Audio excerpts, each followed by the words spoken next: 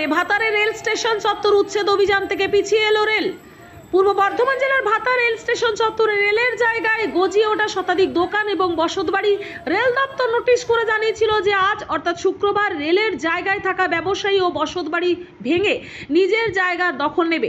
খবর পেয়ে স্থানীয় তৃণমূল নেতৃত্ব আন্দোলনে নামে। আজ তৃণমূল নেতৃত্ব স্পষ্ট জানায় এই সমস্ত ব্যবসায়ীরা তাদের দীর্ঘদিনের ব্যবসা প্রতিষ্ঠান বন্ধ করে কোথায় যাবে। রেল নতুন ঘর তৈরি করে দিক, ব্যবসায়ীরা ভাড়া দেবে, তাহলে সরকারের যেমন ইনকাম হবে ব্যবসায়ীরাও ব্যবসা করতে পারবে। আপাতত আজকের এই আন্দোলনে পিছু হটে রেল। আমরা দেখে নেব সেই ছবি।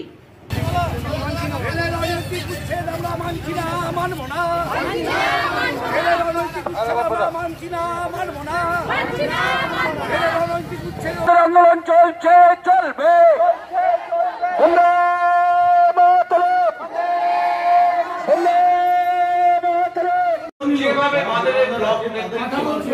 বিধায়ক মানববন্ধন অধিকারী বাসুদেব শাসক বাবুরা সবাই পাশে ছিলেন। সেই আন্দোলনের ছিল অনেক রাজি আছে বা মার্কেট করে দিক, রেল নিজে সেট করে মার্কেট। আমি শুধু আজকের এই মিটিংটা করতে এসেছি, ফিস ভাড়া করবে, প্রতিনিধিরা কথা বলছে, আইআরসিটিসি করে। আমরা জানাতে এসেছি মার্কেট করে দিক, এদের রেল দোকান করে দিক।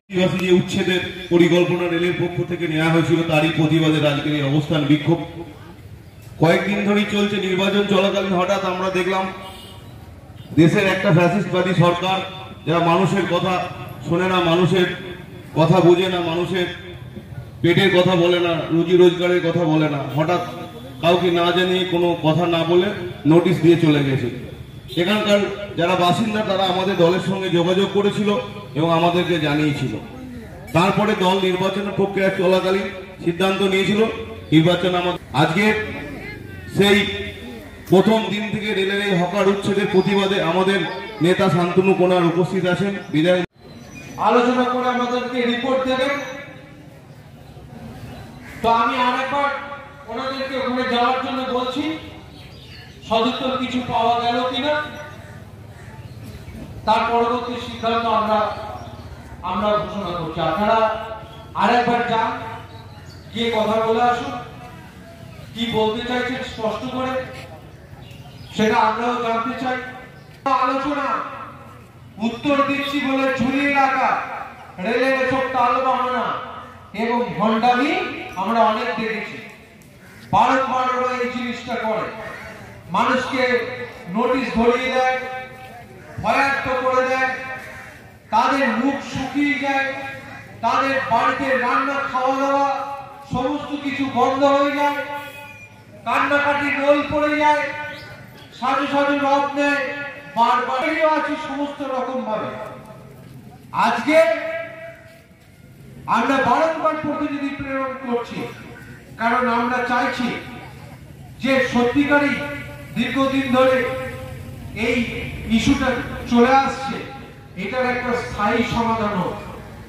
কিন্তু বারবার টাল বাহানা করে মূল বিষয়কে এড়িয়ে যাওয়া, ব্যবসাদারদের স্বার্থকে দূরে ফেলে দিয়ে আপনারা রেলওয়ের বড় বড় কর্তা যাদেরকে আছেন তাদেরকে বলবেন আসতে, বা তাদেরকে বলবেন প্রতিনিধি পাঠাতে। আমরা সেদিনে বুঝে নেব কত ধানে কত চাল। আমরা সেদিনে বুঝে নেব যে কাটোয়া বর্ধমান ব্রডগেজ চালু হওয়ার পর থেকে এই এলাকার মানুষের কাছে কোটি কোটি টাকা রেল কর হিসাবে আদায় করে নিয়ে তার লভ্যাংশ কত টাকা ভাতার বলগোনা বা ভাতার এলাকার নাগরিকদের স্বাচ্ছন্দ্যের জন্য, যাত্রী স্বাচ্ছন্দ্যের জন্য তারা এখানে প্রদান করেছে বা কি পরিষেবা তারা দিয়েছে। তারপর আমরা সেই ব্যবস্থা তার মতো করে এগিয়ে যাব এবং আন্দোলনের গতি আরো বৃদ্ধি পাবে। পূর্ব বর্ধমান থেকে পাপাই সরকারের রিপোর্ট, নূতন ভোর।